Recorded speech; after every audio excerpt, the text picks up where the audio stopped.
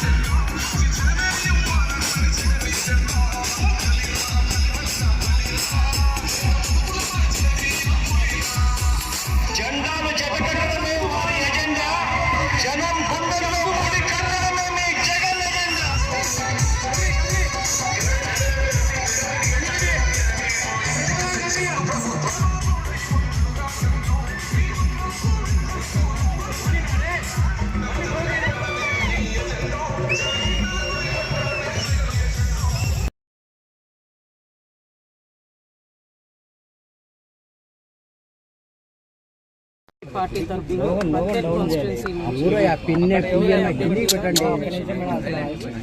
మీ అందరికీ తెలుసు 2019లో మా హస్బెండ్ డాక్టర్ గారు ఇక్కడ వైఎస్ఆర్సీపీ కాంగ్రెస్ పార్టీ తరఫు నుంచి ఎమ్మెల్యేగా ఆయన నిలబడడం జరిగింది. ఆ రోజు నుంచి ఈ రోజు వరకు మా కుటుంబానికి ఇక్కడ లోకల్గా అధిష్టానం గోవిందరెడ్డి సార్ కానీ ఇక్కడ లీడర్స్ అందరు నాయకులందరూ కానీ మరి పార్టీ పెద్దలు జగన్మోహన్ రెడ్డి సార్, అవినాష్ రెడ్డి సార్ కానీ, సురేష్ బాబు సార్ కానీ ప్రతి ఒక్కరు కూడా ఆ రోజు నుంచి 2019 ఎన్నికల్లో మా భర్తతో ఆ రోజు వాళ్ళు ఉన్న సపోర్ట్, బై ఎలక్షన్లో కానీ ఈ రోజు కూడా సేమ్ అదే విధమైన సపోర్ట్ ఆ రోజు నుంచి ఈ రోజు వరకు అధిష్టానం ఇక్కడ లోకల్గా కానీ అక్కడ పై లెవెల్లో సార్ వాళ్ళు కానీ అదేవిధంగా బద్వేల్ కాన్స్టిట్యున్సీలో ప్రజలు కానీ లోకల్గా నాయకులు కానీ ప్రతి ఒక్కరు కూడా అదే అభిమానం, ఆదరాభిమానం కనపరచబట్టి ఈరోజు నాకు తిరిగి నన్ను అభ్యర్థిగా ఎన్నుకోవడం జరిగింది. సంక్షేమం, అభివృద్ధి రెండు కానీ జగనన్న పాలనలో బద్వేల్ కాన్స్టిట్యున్సీలో జరగటం కానీ ప్రతి ఒక్కరు కూడా చూస్తూ ఉన్నారు. అదే కాకుండా ఇక్కడ లోకల్గా కూడా మేమందరం కూడా కష్టపడి ఎప్పుడు ప్రజలకు అందుబాటులో ఉంటున్నాం. మీ అందరికీ కూడా తెలుసు, ఎందుకంటే కోవిడ్ టైంలో అప్పుడు ఎవరు బయటికి రాలేదు. ఆ 2 years గడిచిపోయింది. ఆ తర్వాత నుంచి కూడా బై ఎలక్షన్లో ఎన్నికైనప్పటి నుంచి ఇప్పటి వరకు కూడా ప్రతి ఒక్కరం వైఎస్ఆర్సీపీ కార్యకర్తలందరూ ఎప్పుడు ప్రజల్లో అందుబాటులో ఉండే విధంగా కూడా మా జగనన్న ప్రోగ్రామ్స్ అన్ని డిజైన్ చేయటం కూడా మీరు చూశారు. గడప గడపకు మన ప్రభుత్వం కానీ, సురక్ష కానీ, ఆరోగ్య సురక్ష, ఇలా ప్రతి కార్యక్రమంతో కూడా మేము ప్రజలకు చేరువ అయ్యే విధంగా కూడా జగనన్న కార్యాచరణ చేయటం కూడా చూసాం. సో ఈ రోజున నేను ఇంతకుముందు కూడా గతంలో చెప్పాను, జగనన్న ముఖ్యమంత్రి అయినప్పటి నుంచి ఇప్పటి వరకు కూడా ఒక హార్డ్ వర్కింగ్ స్టూడెంట్ మాదిరి డే 1 నుంచి లాస్ట్ ఎగ్జామ్ డేట్ వరకు కూడా చదివే ఒక స్టూడెంట్ మాదిరి ఆయన అన్నీ ప్రిపేర్ అయ్యారు. అదేవిధంగా మమ్మల్ని కూడా పని చేయించారు. కాబట్టి ఈరోజు మేము కాన్ఫిడెంట్గా ప్రజల్లో ఎక్కడ వెళ్ళినా కూడా జరిగిన సంక్షేమం కానీ అభివృద్ధి కానీ ప్రజల్లో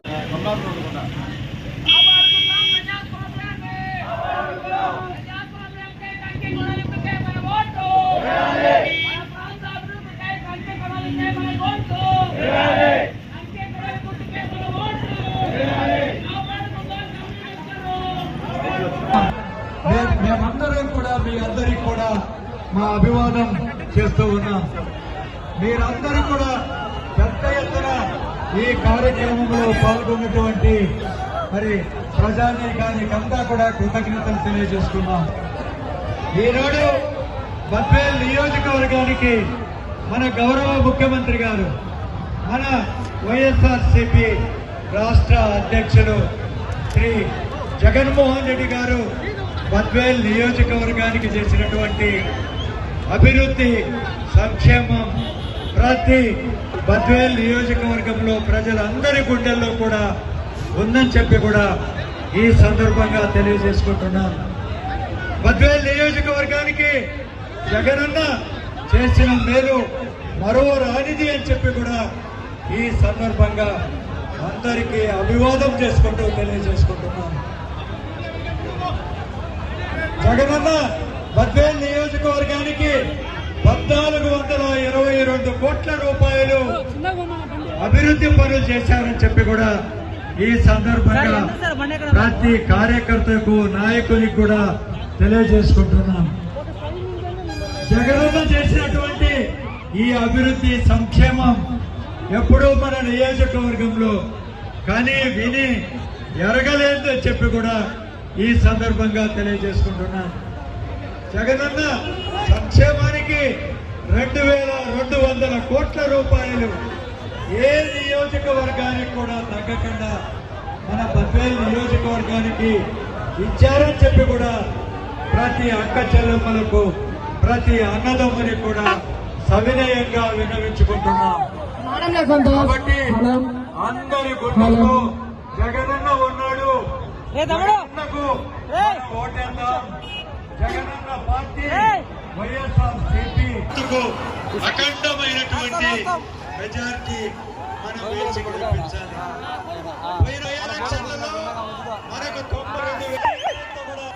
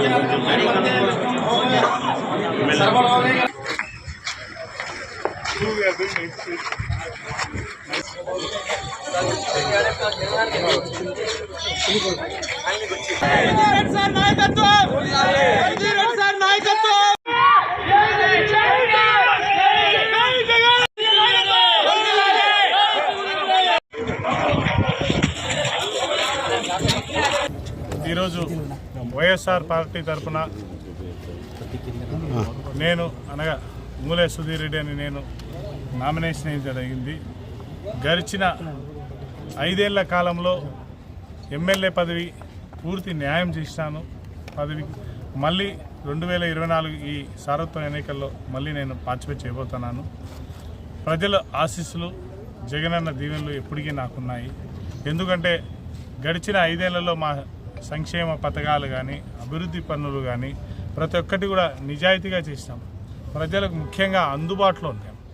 కాబట్టి ఈరోజు మళ్ళీ అఖండ మెజారిటీ, అంటే పోయినసారి నేను కొత్త క్యాండిడేట్ అయినా కూడా భారీ మెజారిటీతో గెలిచినాను. ఈ పొద్దు అంతకు మించిన మెజారిటీతో గెలిచాననే ధైర్యం నాతో ఉంది. ఎందుకంటే ఈ పొద్దు ఆదినారాయణ రెడ్డి గారు మా పైన పోటీకి ఆపోజిట్లో మళ్ళీ ఆయన వచ్చినారు. ఆయన గడిచిన 20 ఏళ్ళ రాజకీయ చరిత్రలో మంత్రులు చేసినారు, అన్ని పదవులు చేసినారు, కానీ ప్రజలకు ఎక్కడా కూడా అందుబాటులో లేదు. 2019 ఎలక్షన్లు అయిపోయిన తర్వాత మళ్ళీ నెల ముందర ఇడికి వచ్చినారు. మళ్ళీ నెల ముందర ఇడికి వచ్చి టికెట్ తీసుకొని నేను పోటీలో ఉన్నాను, నేను ఉంటానన్నాను. అంటే ప్రజల దగ్గరికి ఎక్కడే కానీ పోయిన ఆనవాళ్ళు కూడా అతనికి లేదు, ఎక్కడ కూడా చిన్న ధర్నా చేసిన ఆనవాళ్ళు కూడా అతనికి లేదు, కనీసం ప్రజల కోసం ఏమైనా పోరాటాలు చేసిన ఆనవాళ్ళు కూడా లేదు. ఎందుకంటే కంప్లీట్గా ఆయన ఒక ప్యాకెట్ క్లబ్లో కూర్చొని టైం స్పెండ్ చేస్తూ ఉన్నారు. ఈ పొద్దు మేమైతే మా జగనన్న ప్రభుత్వంలో కంప్లీట్గా ప్రజల్లో ఎప్పుడు తిరుగుతూ ఉన్నాం. అంటే గడప గడప కానీ ప్రతి ఒక్క ప్రోగ్రాంలో కానీ ముందు అడుగులో ఉన్నాం. ఈరోజు ప్రజలు ప్రతి ఇంటికి కూడా లబ్ధిదారులైనారు. నేను ప్రజల్లో ఒకటే అడుగుతున్నాను జగనన్న పార్టీ తరఫున, మీ ఇంటికి లబ్ధి పొందింటే మీరు ఓటేయండి మాకు. మీ ప్రతి ఇంటికి మేము పార్టీని చూడుకోకుండా, మతం చూడుకోకుండా, కులం చూడుకోకుండా ప్రతి ఒక్కరికి చేస్తాం. ప్రతి ఒక్కరికి వాలంటీర్ రూపంలో పెట్టి ఆర్గనైజ్ చేసి ప్రతి ఇంటికి సంక్షేమ పథకం చేస్తాం. సో 100% మేము భారీ మెజారిటీతో గెలుస్తామన్నాం. ఎందుకంటే 13 ఎలక్షన్ అయిపోతాయి. 14వ తేదీ తర్వాత ఇక్కడ ఆదినారాయణ రెడ్డి గారు కాండ్రారు ఎక్కడ ఉంటారంటే బెంగళూరు క్లబ్లో ఉంటారు. ముఖ్యంగా ఆయన ఒకటే ఒకటి అడుగుతున్నాను, ఆయన ఎన్ని చేస్తా అది చేస్తానంటానంటే 2019 ఎలక్షన్ నాటికి నేను కేశవరెడ్డి బాధ్యతలందరినీ తీరుస్తాను అన్నాడు. ఏ బాధపడిన వాళ్ళకందరికీ న్యాయం చేస్తానన్నాడు. 19 ఎలక్షన్ అయితేనే మళ్ళీ గోవా క్లబ్కి వెళ్ళిపోయినాడు. కనీసం కరోనా అప్పుడు కూడా ఈ కోవిడ్ వ్యాధితో అందరూ బాధపడతా అంటే కనీసం ఒక కూరగాయల సంచి కూడా ఇయ్యని పాపాత్ముడు. అంటే మీరే బాగా ఆలోచన, ఎప్పుడు ప్రజల్లో ఉండి ప్రజల కోసం తిరిగి జగన్మోహన్ రెడ్డి గారు మమ్మల్ని అందరినీ కూడా బాగా ప్రజల్లోకి తీసుకుపోయింది. ఈ పొద్దు మేము అదే ధైర్యంతో ఈరోజు ముందరికి పోతున్నాం. తప్పకుండా భారీ మెజారిటీతో మళ్ళీ వైఎస్ఆర్ పార్టీ నేను భారీ మెజారిటీతో గెలిచి మళ్ళీ 24 నుంచి మళ్ళీ 29 వరకు మా సేవలు ఎప్పటికీ ప్రజల దగ్గర ఉంటాయి. నామినేషన్ వేయడం జరిగింది వైఎస్ఆర్ కాంగ్రెస్ పార్టీ తరఫున. గౌరవ పెద్దలు రమేష్ రెడ్డి అన్న గారు, అలీ నవాజ్ గారు, మా అడ్వకేటు, అలాగే మా చిన్నాన్న కుమారస్వామి రెడ్డి గారు 5 మంది పర్మిషన్ తీసుకొని వెళ్ళి నామినేషన్ తీసుకురావడం జరిగింది. 2 సెట్ల నామినేషన్ ఈరోజు దాఖలు చేశాం. ఇంతకుముందు పెద్ద రమేష్ రెడ్డి చెప్పిన విధంగా మనుషులలో రెచ్చగొట్టి రాజకీయాలు చేసుకోవటం, మనుషులు విడగొట్టి రాజకీయాలు చేసుకోవడం అనేటువంటిది మంచితత్వం కాదు. ప్రజాస్వామ్య విలువల్ని కొన్ని తప్పనిసరిగా పాటించాల్సిన బాధ్యత ప్రతి ఒక్కరిపైన ఉంటుంది. హుందాగా వివరించాల్సినటువంటి విషయాలు మనం ఎప్పుడు గమనించుకోవాలి. 1, ప్రజలకు చేయవలసినది అభివృద్ధి, సంక్షేమం, దాంతోపాటు శాంతియుతంగా ఉండేటువంటిది అందుబాటులో ఉండటం. మొదటి తీసుకుంటే అభివృద్ధి విషయంలో ఈ రాష్ట్రం ఎంత అభివృద్ధి చెందింది అనేటువంటిది మేము చాలా ధైర్యంగా చెప్పుకోగలుగుతాం. 17 మెడికల్ కాలేజీల దగ్గర, ఫిషింగ్ హార్బర్ల దగ్గర నుంచి పరిశ్రమలు ఎంత ఎక్కువగా గత చంద్రబాబు గారి హయాంలో ఎంత ఎక్కువ వచ్చినాయి పరిశ్రమలు చెప్పే ఫిగర్స్తో సహా, అలాగే ఈజ్ ఆఫ్ డూయింగ్ బిజినెస్లో ఏ ర్యాంక్ రాష్ట్రంలో నిలబడింది ఆంధ్రప్రదేశ్ చెప్పే రకంగా, అదే రకంగా ప్రతి గ్రామీణ ప్రాంతాలలో సచివాలయాలు నిర్మించేటువంటి పరిస్థితులు అయితేనేమి, ఆర్బీకేలు ఉండడం కానీ, హెల్త్ సెంటర్స్ కానీ, ఆరోగ్యకి సంబంధించి ఏరియా హాస్పిటల్స్ని ఎంత అద్భుతంగా అభివృద్ధి చేయడం అయితేనేమి, నాడు నేడు రూపంలో స్కూల్స్ అద్భుతంగా చేయడం అయితేనేమి, ఇవన్నీ చూసుకున్నప్పుడు అభివృద్ధి పదంలో ఏ రకంగా చూసుకున్నా చంద్రబాబు గారి ప్రభుత్వంలో బ్రహ్మాండంగా జరిగిన స్పష్టంగా. రెండోది సంక్షేమం. ఒక్క నియోజకవర్గానికే 2,200 కోట్ల పైగా ప్రజలకు డైరెక్ట్గా అందినటువంటి అంశం మనకు కనపడతాం. ఏ ఇంటికి వెళ్ళినా ఆ ఇంట్లో ఎంత లబ్ధి పొందినారు అని వాళ్ళకి చెప్పేటప్పుడు ఇదే కదా ప్రజాస్వామ్యం అంటే, ఇదే కదా ప్రభుత్వం చేయాల్సినటువంటిది అన్నటువంటి అంశం వస్తుంది. 2 సంవత్సరాలు కరోనా సమయం పోయినా మిగిలిన 3 సంవత్సరాలు ఉన్నా కూడా అభివృద్ధిని ఒక పక్క పరుగులు పెట్టిస్తూ మరొక పక్కన సంక్షేమం వివిధ రీతిలో ఎక్కడ కులాలు, మతాలు, పార్టీలు అనేది చూడకుండా అర్హత అంటే చాలు అతనికి ఇచ్చేసేయండి, ఏ రకమైన ఇబ్బందులు పెట్టద్దు, లంచాలు జోలిగిపోవద్దు అన్నటువంటి దానిపైన సంక్షేమం అందించినటువంటిది. అవాతాతలకు తెల్లవారుజామున, వికలాంగులకు తెల్లవారకు ముందే పెన్షన్ ఇచ్చేటువంటి వాలంటీర్ల వ్యవస్థ దగ్గర నుంచి సంక్షేమంలో ఇంతకన్నా గతంలో ఎప్పుడు ఎక్కువ జరిగింది అని చెప్పి ప్రశ్నిస్తాం. అభివృద్ధి, సంక్షేమం ఏ రకంగా జరిగినప్పుడు ఇంకా మూడోది శాంతియుతం అనేటువంటిది. రాయచోటి నియోజకవర్గంలో పూర్తిగా ప్రజలు అలవాటు పడ్డారు. శాంతియుతంగా ఉండాలి, అరాచకాలు జోలికి వెళ్ళకూడదు, పంచాయతీలు, కబ్జాలు వాటి దగ్గరకు అసలుకి పోకూడదు, ఒక ప్రజాస్వామ్యబద్ధకంగా న్యాయంగా ఎవరికి ఉంటే వాళ్ళకి మంచి జరగాల, వాళ్ళకి జీవితనివ్వాలా అటువంటి కాన్సెప్ట్తో ఏ రాజకీయ నాయకుడన్నా వెళ్ళాలి. దాన్ని తూచ తప్పకుండా పాటించాం. అలాగే 4వది అందుబాటు. కరోనా లాంటి మహమ్మారి వచ్చినప్పుడు ఏ ఒక్కరూ లేనప్పుడు కూడా ప్రజలతో మమేకమే కరోనా సెంటర్స్లోనే పడుకున్నాం. కరోనా సెంటర్స్తో ప్రజలతో పాటు ఉన్నాం. మిగిలినటువంటి కరోనా హెడ్ క్వార్టర్స్ కావటం, జిల్లా హెడ్ క్వార్టర్స్ ఉన్నటువంటిది ప్రజలు సాధించుకుంటే రాయచూరు నియోజకవర్గ ప్రజలకు జగన్మోహన్ రెడ్డి గారు ఇచ్చి పెడితే ఒకరేమో మదనపల్లికి అంటున్నారు, ఇంకొకరేమో రాజంపేటకి తీసుకెళ్తున్నారు. ఇది ఎక్కడ చూద్దాం. వీటన్నిటికంటే కూడా ముఖ్యమైనటువంటిది సెక్యులర్ భావన. ఒక పార్టీకి ఒక స్టాండ్ ఉండాలి, ఒక ఐడియాలజీ ఉండాలి. ఎవరో పెద్దలు విభేదించారంటే అవి లేకనే ఆ పార్టీలు. ఒక ఐడియాలజీ అంటే ఏంటంటే ఒక పార్టీకి స్పిరిట్ సెక్యులరిజం అన్నటువంటిది ఉండాలి.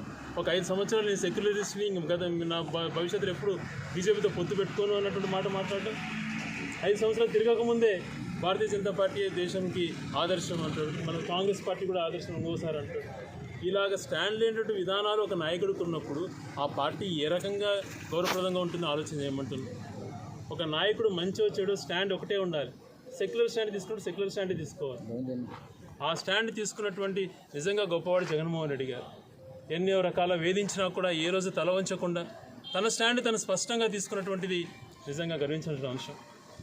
ఈరోజు రాయచూటి ప్రజలకి మిగతా సంబంధించి ఏం చేయబోతున్నాం అటువంటిది, ఏం చేసామన్నటువంటిది చెప్పుకునే దానికి నిజంగా మాకు జగన్మోహన్ రెడ్డి గారు అవకాశం కల్పించారు. సంక్షేమ బ్రహ్మాండంగా అభివృద్ధి చేశాం, జిల్లా కేంద్రాన్ని తీసుకొచ్చాం, అనేక రంగాలలో చుట్టుపక్కల మౌలిక వసతుల విషయాలలో ఎన్నో అభివృద్ధి కార్యక్రమాలు చేస్తున్నాం. రాబో రోజులలో ఈ రింగ్ రోడ్ను 4 లేన్గా మార్చడం, యూనివర్సిటీకి క్రియేట్ చేసుకోవటం, ఏదైతే ఇప్పుడు పనులు జరుగుతున్నాయో చెరువులకు నీళ్ళిచ్చే కార్యక్రమాన్ని ఫుల్ఫిల్ చేసుకోవటం, ఇవి ప్రధాన అంశాలు. ఒక పరిశ్రమ తీసుకురావడం, ఈ 4 అంశాలపైన నేను ప్రజలకు వాగ్దానం చేస్తున్నాను. ఈ 4 అంశాలపైన గట్టిగా కృషి చేసేటువంటిది బాధ్యత తీసుకుంటాను. మిగిలినటువంటి పల్లెల్లో మౌలిక వసతుల విషయాలలో కూడా చాలా ఇదిగా తీసుకుంటాం. ఉన్న 2%, 3% ఏదైతే ఎలిజిబిలిటీలో లేకుండా క్రైటీరియా కొన్ని స్కీమ్స్ మిస్ అయినాయో వాళ్ళని ఏ రకంగా ఎందుకు ఎలిజిబిలిటీ వాళ్ళకి రాలేకపోయినారో న్యాయంగా ఉంటే వాళ్ళకు కూడా మేలు చేసేటువంటి కార్యక్రమాన్ని చేపట్టారు. సాచురేషన్ మోడ్ అన్నటువంటిది గౌరవ రాజశేఖర రెడ్డి గారు తీసుకొచ్చినటువంటి కాన్సెప్ట్. అందరికీ చేయాలి, అందరికీ చేయాలి, అందరికీ చెందాలన్నమాట. అందుకని ఆరోగ్యశ్రీ, ఫీజు రియంబర్స్మెంట్ ఇలాంటి ఎన్నో గొప్పవి వచ్చినాయి. మైనార్టీలకు 4% రిజర్వేషన్ దగ్గర నుంచి తీసుకున్నప్పుడు అనేకమైనటువంటి ఒక మంచి భావాలతో, ఒక ఐడియాలజీతో ఈరోజు 15 సంవత్సరాలు పరిపాలన చేసినటువంటి చంద్రబాబు నాయుడు గారు తన పేరుతో ఒక స్కీమ్ కూడా చెప్పుకోలేకపోతున్నాడు అని అంటే అది ఎంత వైఫల్యమో ఆలోచన చేయమంటారు. మాకు చెప్పుకుండే అని ఉన్నాయి, మాట్లాడేటవి ఉన్నాయి. కాబట్టి మమ్మల్ని ఎంత ప్రొవోకేట్ చేసినా, ఎంత రెచ్చగొట్టినా మేము ఒకటే కాన్సెప్ట్, ఏమి చేసినాము, ఏమి చేయబోతున్నాం. ఎంత అవమానకరంగా మమ్మల్ని మాట్లాడినా కూడా, ఎంత తీవ్ర స్థాయిలో నిందలు వేసి ఆరోపణలు చేస్తున్నా స్పందించకూడదు అనుకున్నాం. వదిలేరు, అజ్ఞతగా వదిలేస్తాం.